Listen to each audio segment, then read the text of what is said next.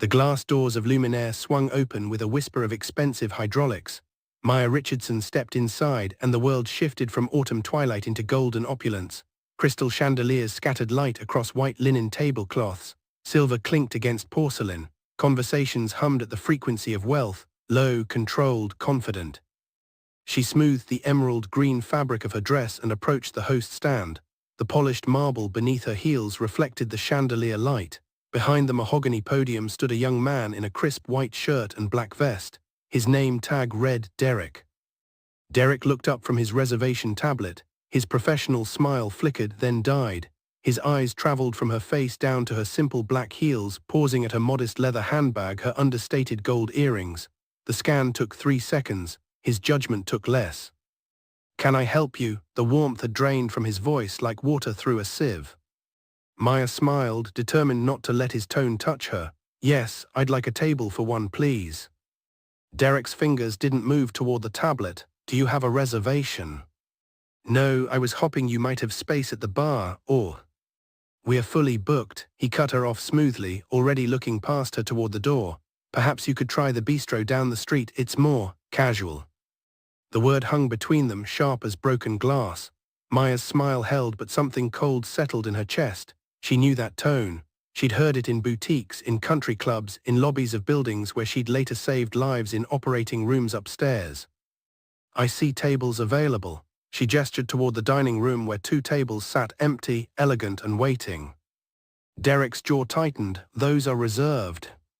"All of them?" "All of them." His eyes challenged her to push further. Behind him, a hostess in a black dress pretended to study a seating chart, her shoulders tense with second-hand discomfort. Maya felt the weight of eyes turning toward them. A woman in pearls and a cobalt blue blazer leaned toward her dinner companion, whispering behind her wine glass. An older man in a grey suit glanced over, his expression curious but detached, watching the scene unfold like dinner theater. "Then I'll wait at the bar," Maya said, her voice steady despite the heat climbing her neck. Derek leaned forward slightly, lowering his voice to a register of practiced politeness that somehow made his words more cutting. "Ma'am, the bar is for paying customers. I don't think you understand how things work here. This establishment has certain standards." He paused, letting the implication settle. "Perhaps you'd be more comfortable somewhere that better suits your—" He caught himself, but the damage was already done. The silence that followed felt thick enough to choke on. Maya's hands remained at her sides, relaxed. Her breathing stayed even. But inside, something ancient and furious uncoiled. "I'd like to speak with your manager." Derek's smirk returned, sharp and confident. "Of course, be my guest." He turned toward the back corridor, calling over his shoulder with theatrical courtesy, "Please wait here." Maya stood near the entrance, acutely aware of the attention she'd drawn. The restaurant's warmth felt suddenly stifling. She focused on breathing, on the cool weight of her mother's wedding ring on her right hand. She twisted it once, a familiar gesture of comfort. Her name was Maya Richardson, though Derek hadn't bothered to ask. She was 42 years old, a woman who'd spent 2 decades building something most people never saw until they needed it desperately: expertise, precision, the steady hands that restarted hearts. Today was supposed to be simple, a quiet dinner, a moment of peace after 3 months of 70-hour weeks. She'd chosen Luminaire for a reason that had nothing to do with its Michelin star or its clientele of tech executives and old money. 23 years ago, her mother had walked past this restaurant on her way to a night shift cleaning offices downtown. She'd stopped at the window, pressing her fingers against the glass, watching the diners inside. "Someday, baby," she'd told Maya, who was 19 and heading to college on scholarships. "Someday we'll sit in a place like that. We'll order whatever we want and not look at the prices." That someday never came. Her mother died of the same heart condition Maya now specialized in treating. The irony wasn't lost on her. She'd become a cardiac surgeon because she couldn't save the one heart that mattered most. So tonight, on the anniversary of her mother's death, Maya came alone. She came to fulfill a promise, to sit in that golden light and order whatever she wanted. She came to prove that she belonged in spaces her mother had only dreamed of reaching. She hadn't expected flowers or fanfare, but she also hadn't expected this. The casual cruelty of dismissal, delivered with a smile, the assumption that she didn't belong, couldn't afford, shouldn't dare to try. Derek saw a black woman dining alone and made his calculation. He didn't see the MD after her name, didn't see the hospital wing that bore her name. didn't see the hundreds of lives she'd saved or the awards gathering dust in her office.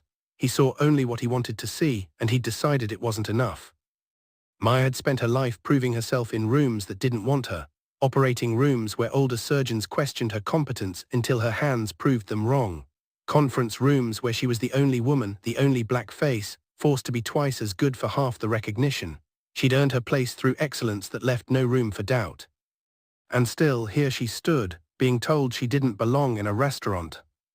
The woman in pearls was still watching, her expression a mix of discomfort and curiosity. Maya met her gaze and refused to look away. The woman glanced down at her plate, color rising in her cheeks. Maya's phone buzzed in her handbag, probably the hospital. There was always something, a consult, a question, a crisis that needed her attention. But tonight she'd turned off her pager. Tonight she'd promised herself 2 hours of being just Maya, not Dr. Richardson, not the surgeon, not the woman who carried other people's emergencies in her pocket. She'd promised herself this one small rebellion, this one evening of sitting in her mother's dream and refusing to leave. Derek returned with a man in his mid-50s, tall and grey-haired, wearing a charcoal suit that probably cost more than most people's monthly rent. His expression carried the careful neutrality of someone trained to handle uncomfortable situations. A brass name tag identified him as James Whitfield, General Manager. The hostess hovered nearby, her anxiety visible in the way she clutched her reservation tablet. Other staff members had found reasons to linger, a server adjusting a table setting, a busboy slowly collecting water glasses. They all sensed something about to break. "Good evening," Whitfield said, his voice professionally pleasant. "I understand there's been some confusion." Derek jumped in before Maya could speak. "She's insisting on a table without a reservation, sir. I explained our policy, but she's refusing to leave. I thought it best to involve you before the situation escalated." Maya's eyes narrowed at the word escalated. She'd done nothing but stand calmly and make a simple request. But Derek had already rewritten the narrative, casting her as the aggressor, the problem, the threat. Whitfield nodded slowly, his gaze moving to Maya. "I apologize for any confusion, but I'm afraid we're fully committed this evening. Perhaps I could recommend." Then he stopped, his eyes focused on her face with sudden intensity. The professional mask cracked, color drained from his cheeks like someone had opened a valve. "Dr. Richardson."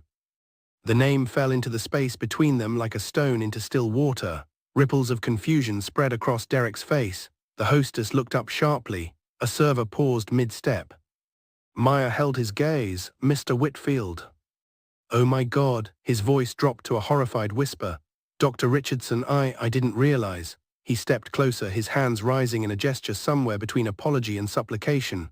"Please, I am so deeply sorry. This is completely unacceptable. Your table is ready immediately." Derek's confident posture collapsed. "You know her." Whitfield's head snapped toward him, and for the first time anger broke through his professional composure. "Know her? This is Dr. Maya Richardson. She's—" He stopped himself, turning back to Maya. "Doctor, please allow me to personally escort you to our best table. This should never have happened. Never." The dining room had gone quiet. Conversations died mid-sentence. Forks rested against plates. Every eye in the restaurant now tracked the scene unfolding near the entrance. Maya felt the shift in the air, the way power redistributed itself like water finding new channels. Derek's face had gone pale, his earlier smugness replaced by dawning comprehension and fear. The hostess looked like she wanted to disappear into the floor. Even the diners who'd been watching with detached amusement now leaned forward, suddenly invested in the outcome. "Mr. Whitfield," Maya said quietly, "I think we need to talk about what just happened here." "Absolutely, of course. Please, if you'd come with me." He gestured toward his office, then caught himself. "Or would you prefer to be seated first? Whatever you need, whatever would make you comfortable." Derek tried to interject, his voice cracking slightly. "Sir, I was just following protocol. We have policies about reservations and—" "Be quiet," Whitfield's words cut like a blade. "Don't say another word." The woman in pearls set down her wine glass with a soft clink. The man in the grey suit leaned back in his chair, watching with the intense focus of someone witnessing a car crash. The entire restaurant had become an audience, and Maya stood at the center of it all, the scene she'd wanted to avoid now unavoidable.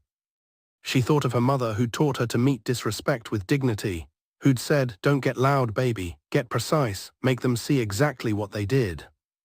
Maya looked at Derek. His confidence had shattered completely. He stood rigid, hands clenched at his sides, waiting for the hammer to fall. Maya's pulse hammered against her throat. She could feel every heartbeat, could almost hear the blood rushing through her carotid artery. Years of training allowed her to monitor her own physiological responses even in moments like this: elevated heart rate, peripheral vasoconstriction, the body's ancient preparation for fight or flight. She chose neither. She chose to stand very still and let the moment breathe. The restaurant remained suspended in uncomfortable silence. Whitfield shifted his weight, waiting for her verdict. Derek stared at the floor, his earlier arrogance replaced by something that looked like nausea. The hostess had backed away from the podium, distancing herself from the disaster. Maya thought about walking out, taking her dignity and her evening elsewhere, finding another restaurant, one where she wouldn't have to explain why she deserved basic respect.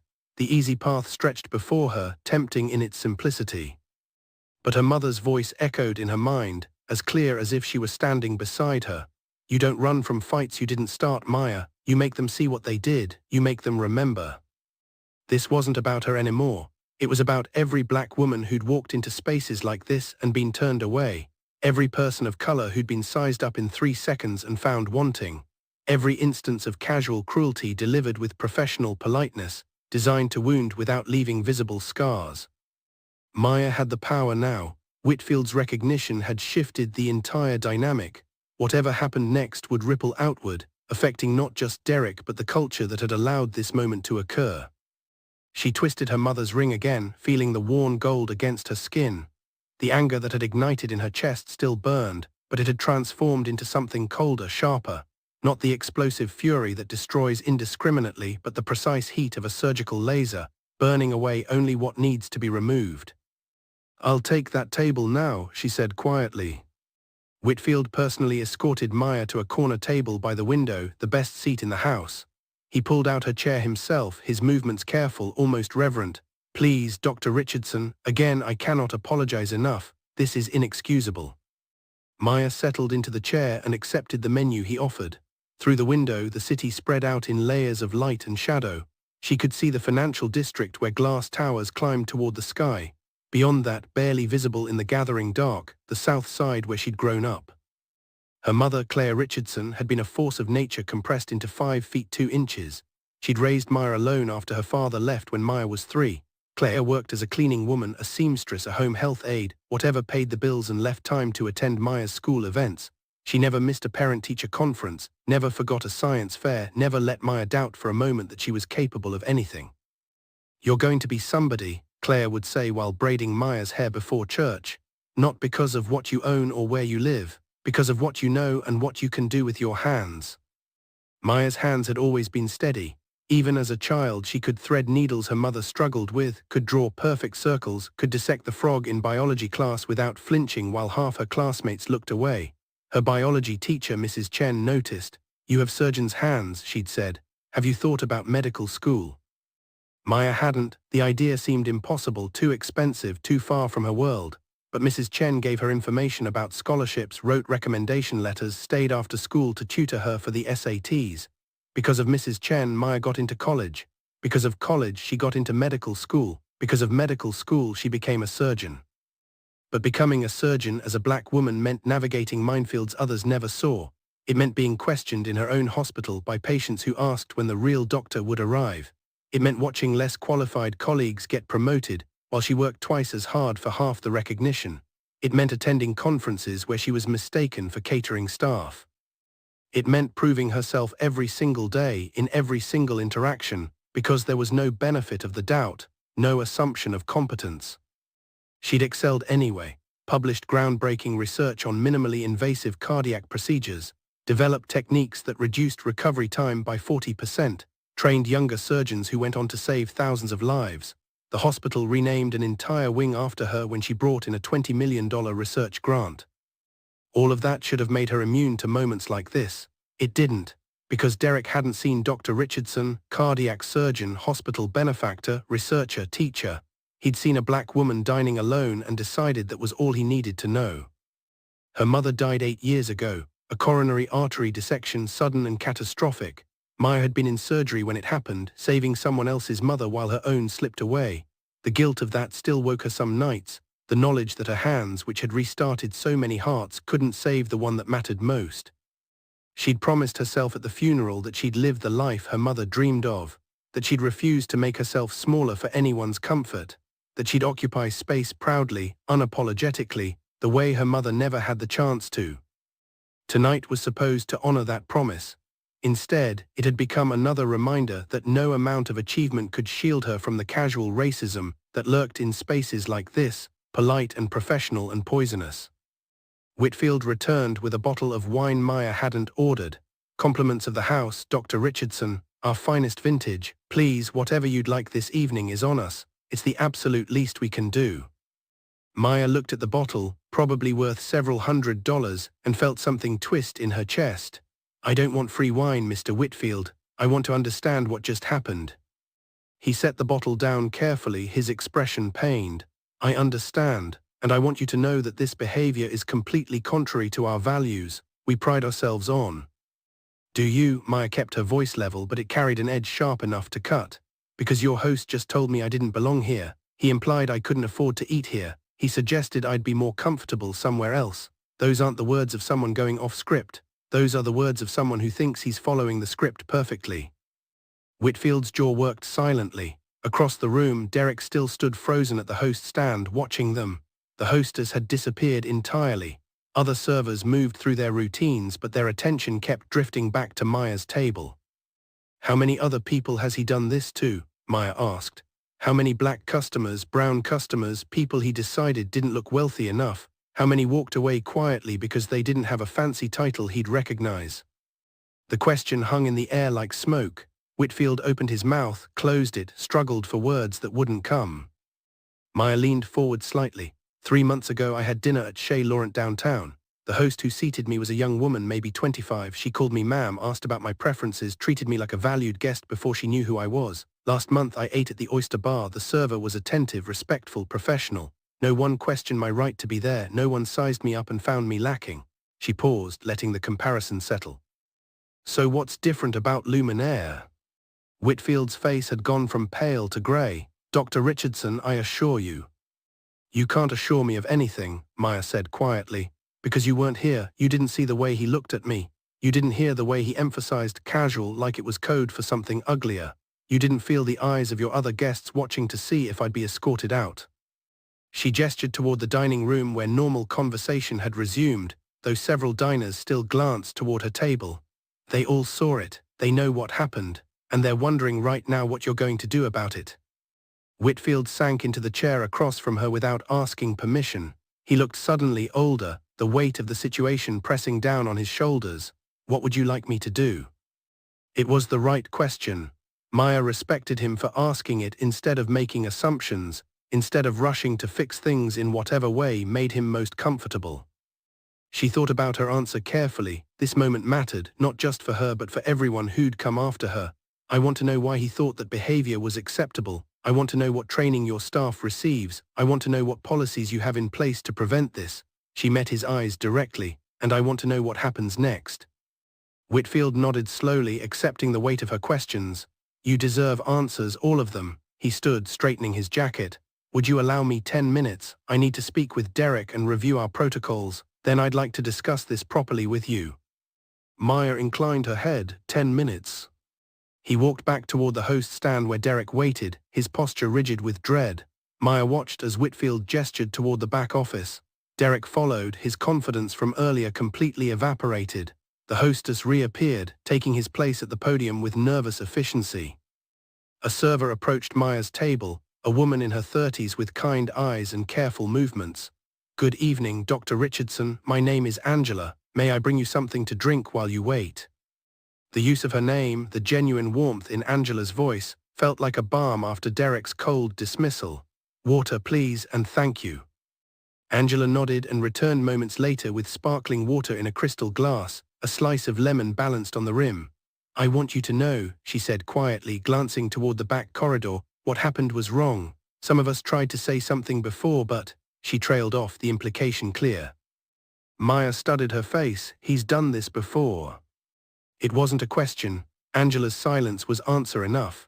She set down the water and retreated, leaving Maya alone with her thoughts and the knowledge that Derek's behavior wasn't an aberration, it was a pattern. 5 minutes passed, then 8. The dining room's rhythm continued around her, conversations and laughter and the gentle percussion of silverware against china.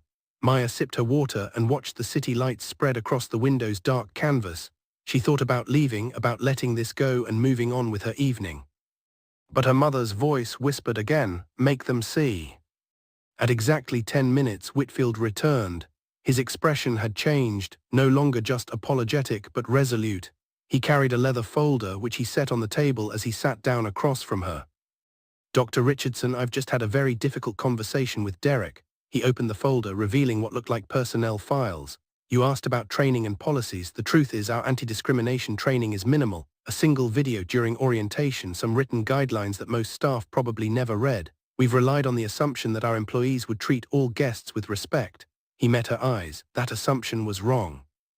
Maya felt something shift. This wasn't the response she'd expected, defensive justifications or corporate platitudes. This was accountability, raw and uncomfortable. "Derek is being terminated, effective immediately," Whitfield continued. "Not because you're Dr. Richardson specifically, but because what he did was inexcusable regardless of who you are. Every person who walks through that door deserves respect." Maya absorbed this, feeling the complexity of the moment. Justice served, but at what cost? Derek's career destroyed in an instant. She thought of the satisfaction she should feel and found instead something more complicated, a recognition that this was necessary but not celebratory. "What about the others?" she asked, "the staff who saw patterns and stayed silent?" Whitfield's jaw tightened. "That's the harder question, isn't it? And the one I need to figure out how to answer." The office door at the back of the restaurant opened. Derek emerged, his face blotchy and red, eyes wet with tears or rage or both. He didn't look toward Maya's table. He walked straight through the dining room toward the exit, moving like a man in shock. Maya watched him go, feeling the weight of what had just transpired. A life altered in minutes because of 3 seconds of judgment, the arithmetic of consequence playing out in real time. But as Derek reached the door, he stopped, turned. His eyes found Maya across the restaurant, and in them she saw something that made her spine stiffen. Not remorse, not understanding. Rage, pure, undiluted fury at being caught, at being punished, at having his assumptions challenged by someone he decided wasn't worth basic respect. "This isn't over," he said, loud enough for the nearest tables to hear. His voice cracked on the words, "You people always." Derek, Whitfield's voice cut across the room like a whip. "Leave now." Derek's mouth worked silently, words struggling to break free. Then he turned and shoved through the door into the night. The glass panels shuddered in their frames. The dining room froze. Every conversation stopped. Every eye turned toward Maya, then quickly away, uncomfortable with being witnesses to something so raw and ugly. Whitfield closed his eyes briefly, composing himself. When he looked at Maya again, his expression carried exhaustion and something darker, concern. "I apologize, that was completely inappropriate. I'll make sure he doesn't." "He'll come back," Maya said quietly. The certainty settled in her chest like ice.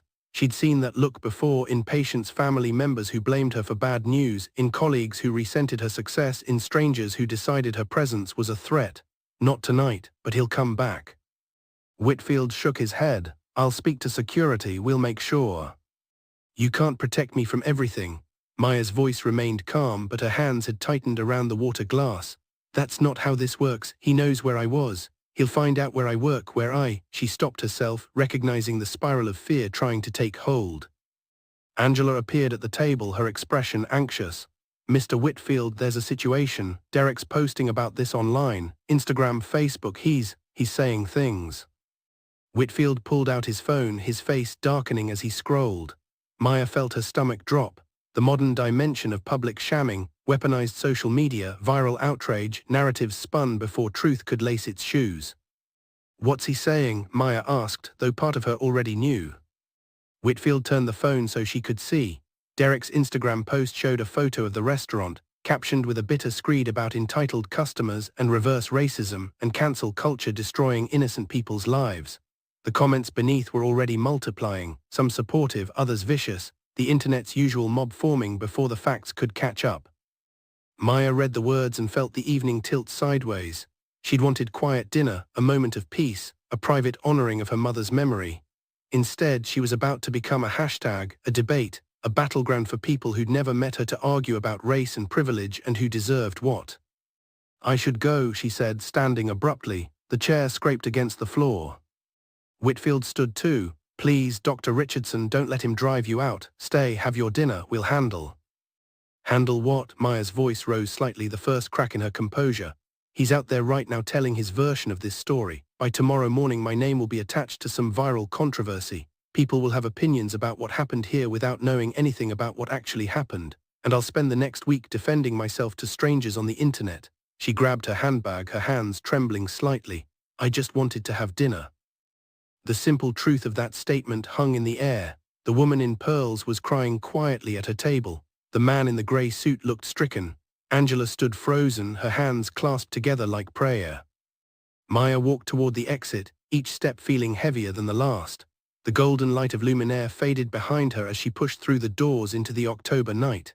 The city stretched before her, indifferent and vast, while somewhere out there Derek was building his narrative, and she was about to become a character in a story she never wanted to be part of. Maya sat in her car in the parking garage, hands gripping the steering wheel, engine off. The concrete walls pressed in from all sides, grey and cold and silent. Her phone buzzed with incoming messages, colleagues, friends, the hospital's PR department. She didn't look at any of them.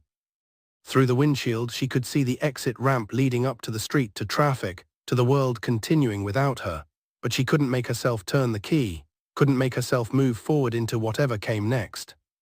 Her mother's ring caught the fluorescent light, throwing tiny fractured rainbows across the dashboard. Maya twisted it slowly, remembering the day her mother gave it to her.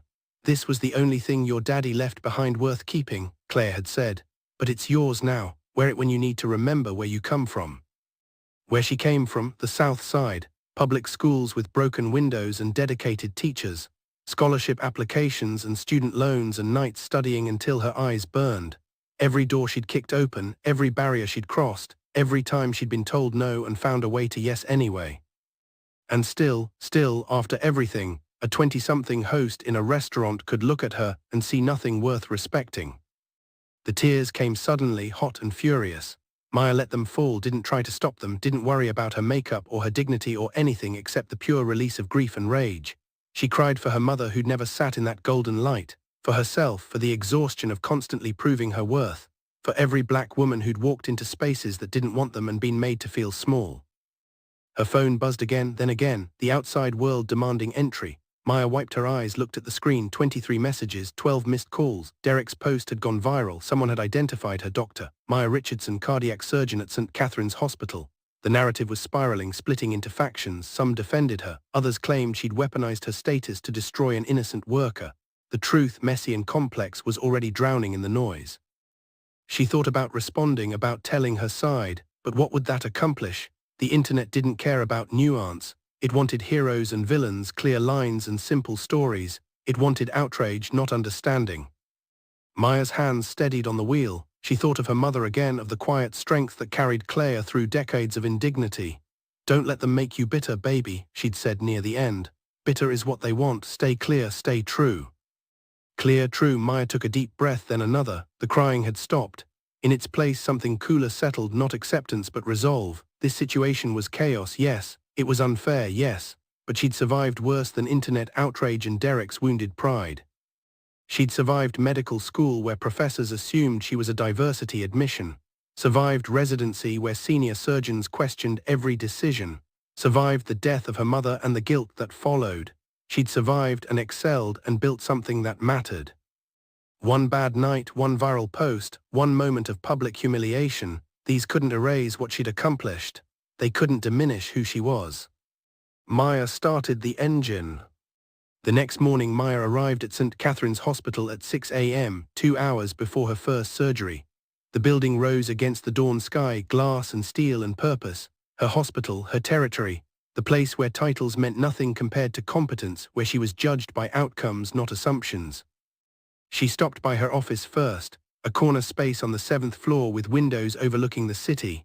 The walls held her diplomas, her awards, photos of patients who'd survived against impossible odds, proof of a life built on precision and care. Her assistant, Marcus, knocked on the open door. Dr. Richardson, I saw the posts online. Are you okay? Maya looked up from her computer, where she'd been reviewing the day's surgical schedule. I'm fine, Marcus, thank you for asking.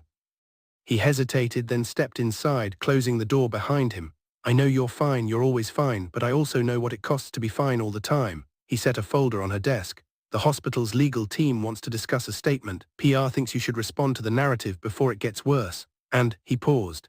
Derek filed a complaint claiming wrongful termination and defamation. Maya felt something cold settle in her stomach. He's suing. Threatening to. His lawyer sent a letter to the restaurant and mentioned your name. They're claiming you pressured Whitfield to fire him, that your status was used as a weapon, that his free speech was violated. Marcus's expression showed his opinion of those claims. It's nonsense, but it's nonsense that could drag you into a legal mess. Maya leaned back in her chair, processing this new layer. Derek wasn't going quietly. He was doubling down, building a case, trying to flip the script so thoroughly that he became the victim and she became the aggressor. What does legal recommend? She asked. Public statement emphasizing the facts, hospital backing you fully. They're worried about this affecting the cardiac center's reputation, especially with the fundraising gala next month. Marcus met her eyes. But honestly, I think you should tell the whole story, not a sanitized PR version, the real version, what you felt, what happened, why it matters. Maya considered this. The careful path would be corporate messaging, regret, gratitude for the restaurant's response, hope for change, safe, forgettable, ineffective. Or she could do what her mother taught her, make them see. Get me a meeting with legal and PR, Maya said. And I need to talk to James Whitfield at Luminaire. If Derek's coming after both of us, we should coordinate our response. Marcus nodded and left. Maya turned to her window, watching the city wake up beneath her. Somewhere out there, Derek was building his case, spinning his narrative, preparing for battle. He thought he could outlast her, could use the system against her the way she'd supposedly used it against him. He didn't understand what he was up against. Maya hadn't built her career by backing down from fights. She'd built it by being so precise, so excellent, so undeniably competent that opposition crumbled under the weight of evidence. This would be no different. Derek had chosen the wrong person to underestimate. Her phone rang. Whitfield's name appeared on the screen. Maya answered, Mr. Whitfield. Dr. Richardson, I'm guessing you've heard about the legal threat. His voice carried tension but also determination. I want you to know that Luminaire stands behind our decision completely. We have documentation of previous complaints about Derek's behavior. We have statements from other staff members. His termination was justified and we'll prove it. Previous complaints, Maya sat forward. How many? 4 in the past 6 months, 2 from customers of color, 2 from staff members who witnessed his behavior. None were formal enough to trigger immediate termination, but the pattern was there. Whitfield's voice hardened. We should have acted sooner, that's on me, but we're acting now and we're not backing down. Maya felt pieces clicking into place. This wasn't an isolated incident. It was a pattern of behavior enabled by insufficient oversight, by the benefit of the doubt extended to someone who didn't deserve it, by the failure to act until someone with status demanded action. I want to see those complaints, Maya said, all of them, and I want to talk to the other customers who reported him. If Derek's building a narrative, we need the truth fully documented. Agreed, my lawyer is compiling everything now. We should meet Yumi, our legal teams, present a united front. Whitfield paused. Dr. Richardson, I know this isn't what you wanted. You came for a quiet dinner and ended up in the middle of a public controversy. But I'm grateful you didn't just walk away. This needs to be addressed, and it's only getting addressed because you demanded accountability. Maya absorbed his words, feeling the weight of unintended consequences. She'd wanted justice, yes, but she'd also wanted peace. Now she had neither, only the grinding machinery of conflict and resolution. Send me the documentation, she said. I'll review it before my surgery and we'll schedule that meeting for this afternoon. After she hung up, Maya sat in her office's silence, gathering herself. In 3 hours she'd be in an operating room holding someone's heart in her hands. That person wouldn't care about viral posts or legal threats. They'd care about skill, precision, steadiness. They'd care about her ability to do the job that mattered most. She'd give them that, and then she'd deal with everything else. The meeting convened at 4 p.m. in the hospital's main conference room.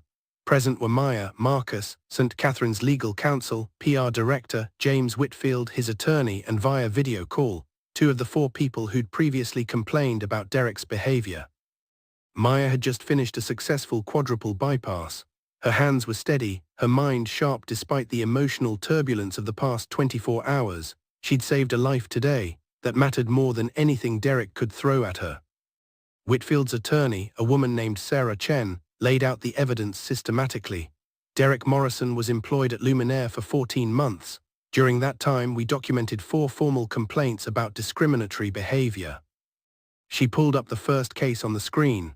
March of this year, a South Asian couple was told all tables were reserved despite visible availability. When they persisted, Derek suggested they try ethnic restaurants in their own neighborhood. Maya's jaw tightened. The couple on the video call, Priya and Rajesh Sharma, nodded in confirmation. Priya spoke. "We didn't push it, we left. We told ourselves maybe we misheard, maybe he didn't mean it that way, but we knew, and we felt ashamed for not fighting back." Sarah continued. May, a black businessman, attorney Marcus Hayes, was questioned about his ability to pay before being seated. Derek asked to see his credit card before taking his reservation. "I showed him the card," Marcus Hayes said from the video screen, his voice tight. "Then I watched him seat 3 white couples without asking for anything. I complained to the manager on duty, was told it was a misunderstanding." July, a Latina woman, Sofia Rodriguez, was told the dress code was formal evening wear despite multiple women in the dining room wearing casual dresses. Derek implied she wasn't appropriately dressed. Sarah's expression hardened. Ms. Rodriguez was wearing a cocktail dress that cost $800. She left and filed a written complaint. The pattern was undeniable. 4 incidents in 6 months, each following the same script: assumption, dismissal, subtle cruelty delivered with professional courtesy. Each time the complaint was noted but not acted upon. Each time Derek faced no consequences. Until Maya. "The difference," Sarah said, looking at Maya, "is that Dr. Richardson had the status and platform to demand accountability in a way that couldn't be dismissed. That's not a criticism of the previous complainants. It's a criticism of a system that required someone with institutional power to force action."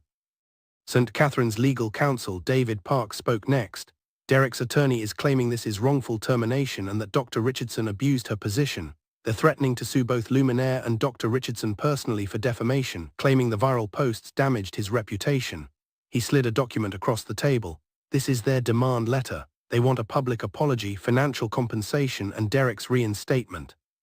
Maya read the letter, feeling a strange detachment.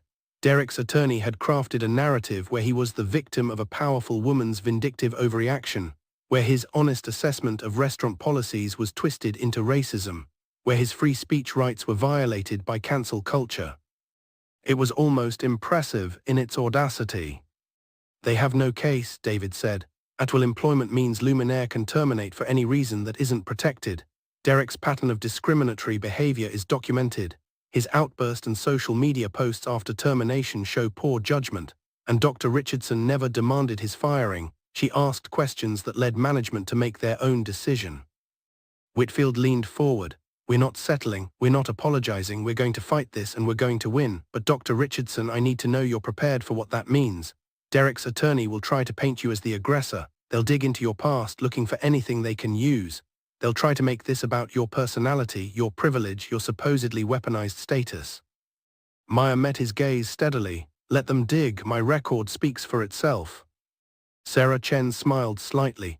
"That's exactly what I wanted to hear, because here's our counter-strategy. We're filing a motion to dismiss Derek's claim as frivolous, and we're going public with the full pattern of his behavior with permission from previous complainants. We're making this bigger than one incident. We're making it about systemic issues and accountability." Priya Sharma spoke from the video screen. "We want to help. We should have fought back when it happened to us. Maybe if we had, it wouldn't have happened to Dr. Richardson.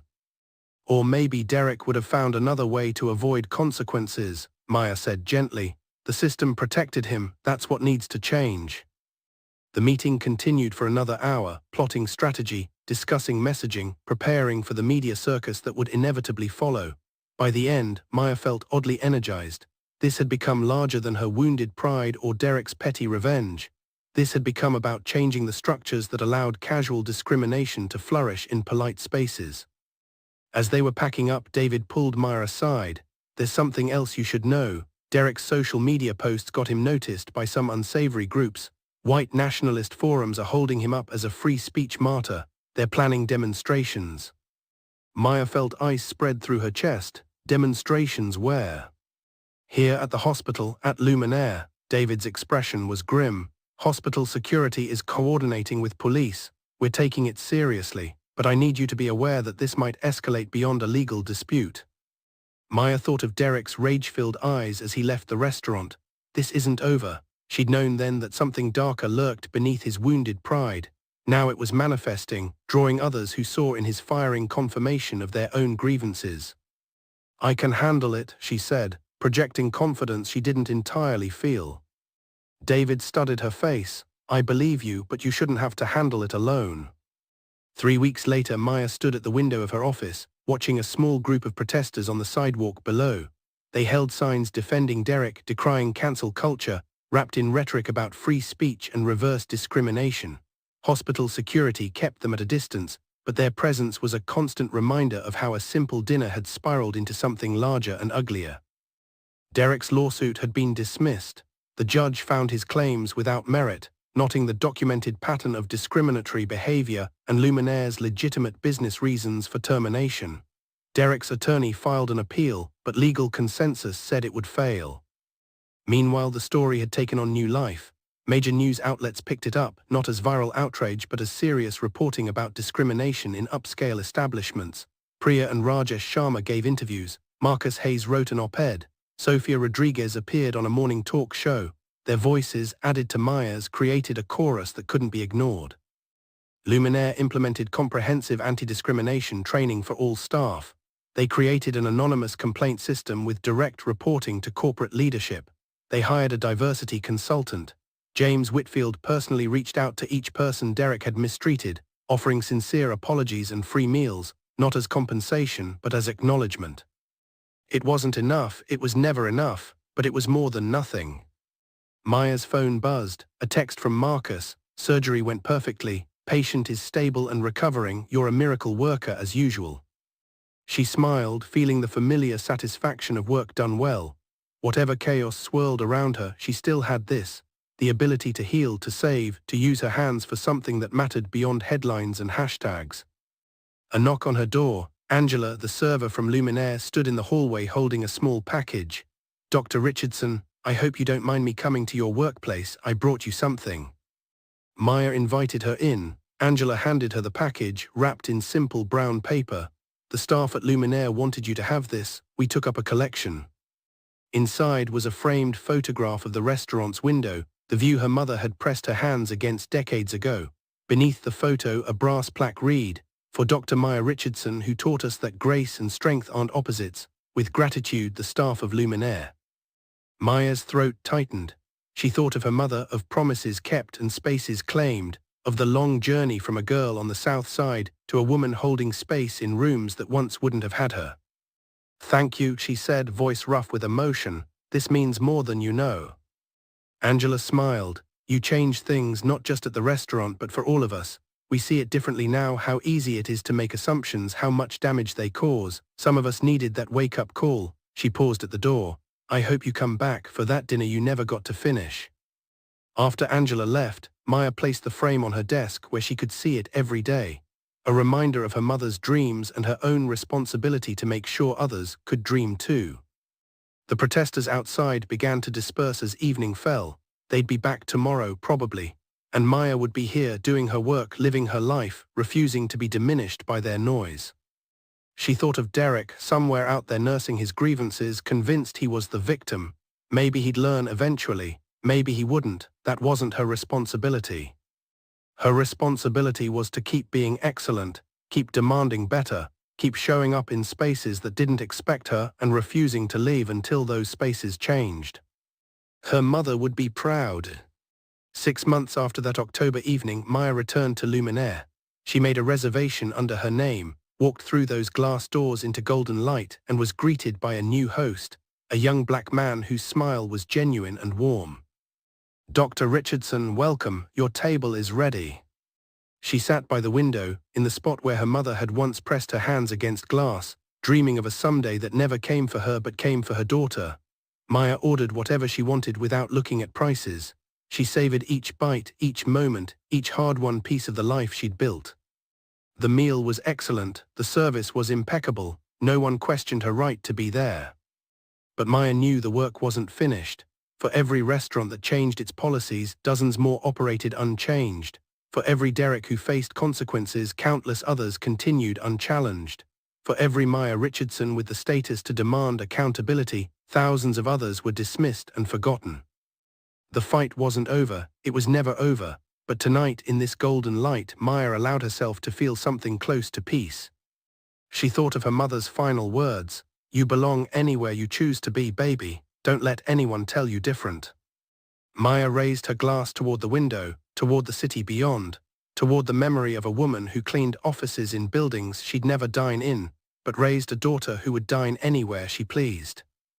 "We made it, Mama," she whispered. "We finally made it." Outside, the city continued its eternal rhythm.